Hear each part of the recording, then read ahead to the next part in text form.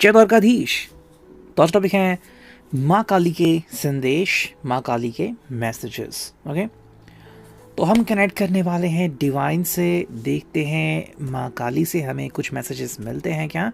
And इसके लिए हमने लिए हैं 3 ऑब्जेक्ट्स। ठीक है, अब ये जो ओरेकल है, first it is the angel plus crystal Oracle. दूसरा जो है वो प्योरली एंजल ओरेकल है। एंड थर्ड जो है वो है ये दिस ओरेकल। हम इसमें कोई भी टैरो नहीं ले रहे हैं, लेकिन सभी तरह के ओरेकल्स ले रहे हैं जिससे कि हम डिवाइन से कनेक्ट कर पाएँ एंड महसूस कर पाएँ कि माँ काली के जो मैसेजेस हैं, जो तरंगे यूनिवर्स में हम महसूस करते हैं, क्या हमें उनसे कुछ सीखने को, समझने को मिलता है। ये जो मैसेजेस हैं पर्सनल हो सकते हैं, प्रोफेशनल हो सकते हैं, रिलेशनशिप के लिए भी हो सकते हैं। जो मैसेज आपको ज़्यादा कनेक्ट करे आप उसे ले सकते हैं, बिकॉज ये जनरल रीडिंग है, हर एक के लिए है, जिसको चाहे वो रीडिंग देख सकता है।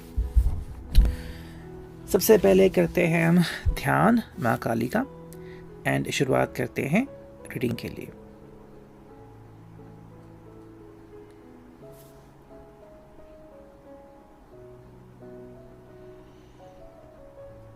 चलो तो देखते हैं यहाँ पे हमें क्या रीडिंग मिलता है। करते हैं कार्ड्स की शफलिंग, ठीक है, एंड देखते हैं कि हमें कौन सी एनर्जीज मिलती हैं। 1 2 3 4। ओके, सो 4 एंजलिक कार्ड्स हमें मिल चुके हैं। देखते हैं वो क्या है। ओके, जो फर्स्ट है वो है एंजल ऑफ इंटेलिजेंस। अगर हम इस कार्ड की तरफ अपना ध्यान अट्रैक्ट करें तो जो हम महसूस करते हैं वो ये है, कहीं ना कहीं हमें ये बताया जा रहा है कि हमारा इंटेलिजेंस जो है वो और ज़्यादा बढ़ना चाहिए, यानी कि बुद्धिमत्ता।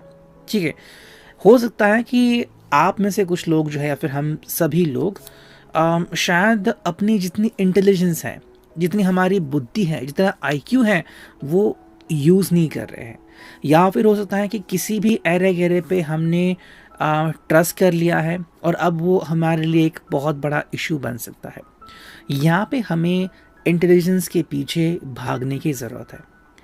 मे भी आप में से जो कुछ लोग हैं, हम में से कुछ लोग, वो शायद कुछ पढ़ाकू भी थे, लेकिन फ़िलहाल उन्होंने अपनी पढ़ाई छोड़ दी है, या फिर कुछ ड्रिंक्स लेने लगे हैं, या फिर वो एक्टिविटी छोड़ दी है। तो ये सही बात नहीं है। आप चाहें तो जिस भी फील्ड में हैं कंटिन्यू कर सकते हैं, लेकिन साथ में जो आपकी प्रोफेशनलिज्म है टुवर्ड्स यू, कि भाई जो आप बनना चाहते हो, जो बचपन से आपको एक शौक़ था, जो बचपन से आपकी एक चाहत थी कि मुझे पढ़ना है, मुझे ज्ञान अर्जित करना है, वो आपके लिए काफ़ी इम्पोर्टेंट है। एंड कई बार ये ज्ञान हमें पता नहीं कैसे, लेकिन हमेशा हेल्प करता ही रहता है। Okay, and that is very good thing. अब ये इतना इजी नहीं समझेगा, लेकिन अगर आप कोई क्वेश्चन पेपर दे रहे हैं और वहाँ पे 89 को पास है और आपको 88 मार्क्स मिल रहे हैं, तो उस एक मार्क की इम्पोर्टेंस हमें पता चल जाते हैं। देखते हैं इसके लिए हमें क्या मिला है। वो है फ्लोराइड का sign. Have you been unable to focus on complex task. भी हो सकता है कि आपकी ज़िंदगी में या तो अभी कॉम्प्लेक्स इश्यूज चल रहे हैं, या फिर बहुत ही जल्द ज़िंदगी में कुछ ऐसा होने वाला है जहाँ पे आपको अलग अलग विषयों पे एक साथ ध्यान देना पड़ सकता है। तो अभी से तैयारी करने के लिए आपको कहा जा रहा है। नेक्स्ट कार्ड मिला है वो है भाई angel of telepathy. Angel of telepathy का अगर हम बात करें तो मे भी कुछ ऐसा है, या फिर कोई ऐसा है जो आपसे बात करने में इंटरेस्टेड है, या फिर आपसे मिलना चाहता है। अब ये पर्सन कोई भी हो सकता है। मे बी आपका प्यार है जो आपसे कम्युनिकेट कर रहा है। अगर आप अभी सिंगल है तो शायद आपका होने वाला जो स्पाउस है, या फिर आपका बेस्ट फ्रेंड भी आपसे कम्युनिकेट करने के लिए रेडी है।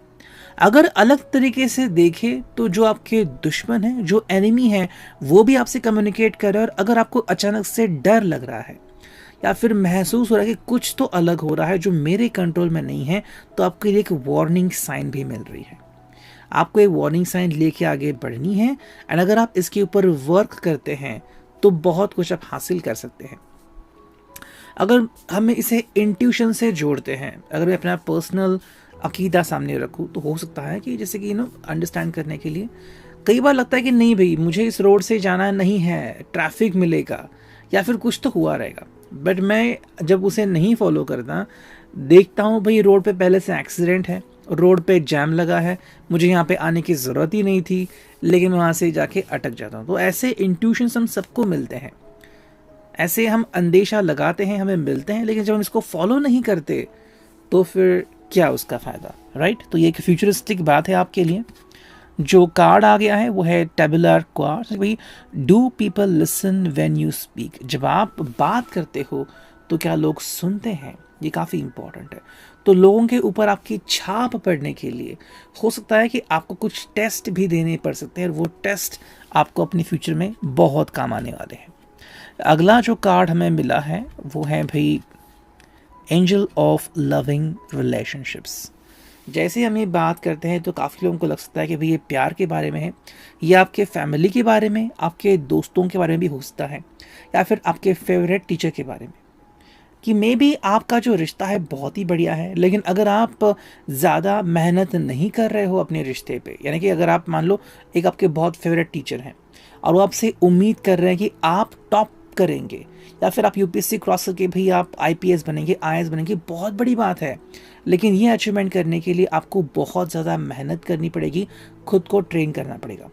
मैंने कई लोगों को सुनते हुए बोलते हुए सुना है कि वो कहते हैं कि अब यूपीएससी हो गया तो मुझे इस फेवरेट टीचर के अंडर ट्रेनिंग लेनी है, बिकॉज अगर मैंने ऐसा कर लिया तो मेरा फ्यूचर एकदम टॉप होगा, और इसके लिए वो जी तोड़ से मेहनत करते हैं। उसी प्रकार से अगर हम बात करते हैं आपके लव रिलेशनशिप की, तो हाँ उसमें भी आपको काफ़ी सारे चेंजेस या चैलेंजेस अगर अनुभव के लिए आ गए हैं तो आपको एक एक करके आगे बढ़ने की ज़रूरत है। और यहाँ पे जो बात आपको कही जा रही है कि सुनो, दूसरा जो कहता है सुनो, शायद सुनने से आधे से ज़्यादा प्रॉब्लम खुद ही हल हो जाए। जो हमें यहाँ पे कार्ड मिला है वो है rose cards. Are you ready for new relationships? Do you wish to improve relationship you are in? आपके पास दो चॉइसेस हैं, या तो जो पहले अभी रिश्ता चल रहा है उसी में इम्प्रूवमेंट कर लो, और अगर रिश्ता छूट गया है तो नए रिश्ते में पड़ जाओ। तो ये चीज़ें आपके लिए हैं। अब आप इसमें से कौन सा चूज करते हैं ऑप्शन, ये आपके ऊपर है। फोर्थ जो कार्ड है वो है भाई ज़ोइसाइट विथ रूबी, लेकिन हम पहले देखेंगे एंजल, एंड वो है भाई angel of receiving. I am willing to receive love, the door to my heart is open. Baby आपको कहा जा रहा है कि आपके लिए हेल्प अवेलेबल है और हेल्प आ रही है, लेकिन क्या आप इस हेल्प को लेने के लिए रेडी हो या नहीं। एक किस्सा बताता हूँ, मैंने कहीं पे सुना था, ये थोड़ा सा तंत्र में आता है। एक बस में एक व्यक्ति बैठा था और उसने किसी की साधना की थी, और साधना ऐसी थी कि जो भी इसको तकलीफ देगा उसको तकलीफ होगी। अब क्या होगा कि इसने इनसे बदतमीजी से बात की, उनको गुस्सा कर, उन्होंने कुछ नहीं किया। 5 मिनट बाद वो देखते हैं उसी व्यक्ति को किसी ने जोर से झापड़ मारा। ये चीज़ हो गई, यानी कि भाई एंजल ऑफ रिसीविंग, हम आपके लिए रेडी हैं, यानी कि आपके लिए भाई बहुत सारी चीज़ें अवेलेबल की जा सकती हैं। क्या आप साधना करने के लिए रेडी हो? क्या आप ध्यान करने के लिए रेडी हो? कई लोग ध्यान से डरते हैं। क्यों डरते हैं? बिकॉज ध्यान करना ये कोई मामूली बात नहीं है। कई लोगों को ध्यान मतलब क्या होता है?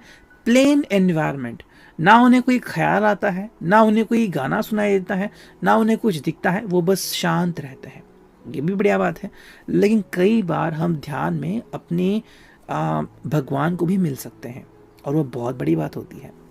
यहाँ पे क्या है, एंजल ऑफ रिसीविंग का मतलब यह है कि भाई जैसे कि मान लो आप एकदम शांत स्वभाव के हो, लेकिन आपका सामना किसी ऐरे गहरे से हो रहा है जो बहुत ताकतवर है, तो आपको डरने की जरूरत नहीं है।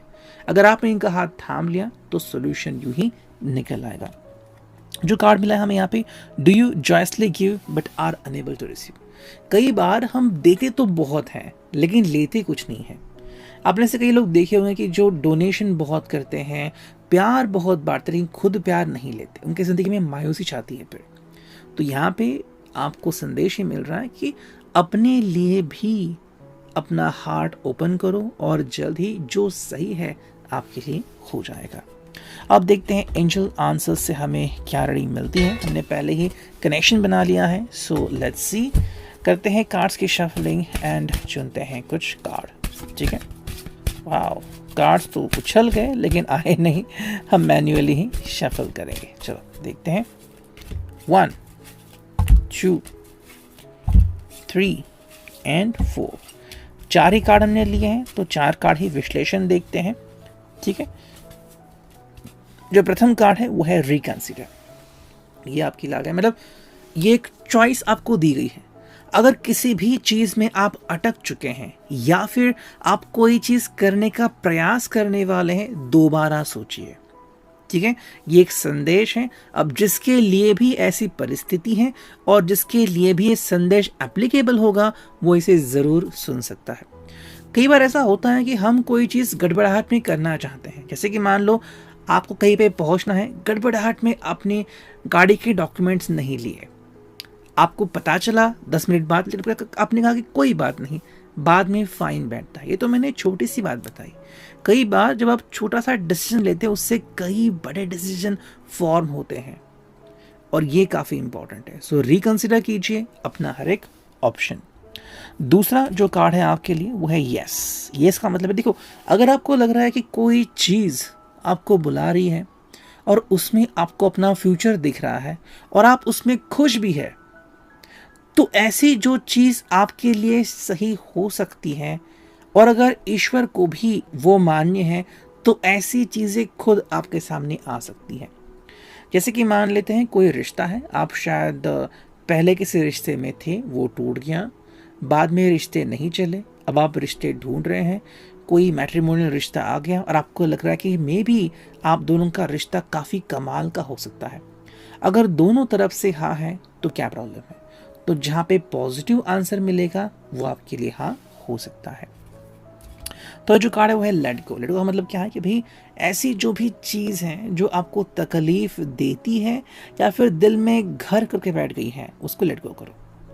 कई बार लोग अपने एक्स को जाने देते नहीं अपने घर से, अपने दिल से, या फिर कुछ यादें हैं, जैसे कि मान लो किसी ने अपने फैमिली मेम्बर को गंवाया है या फिर किसी कारण से वो डिप्रेशन में चला गया, किसी का अब्यूज़ हुआ था, आपको उस चीज़ को जाने देना होगा।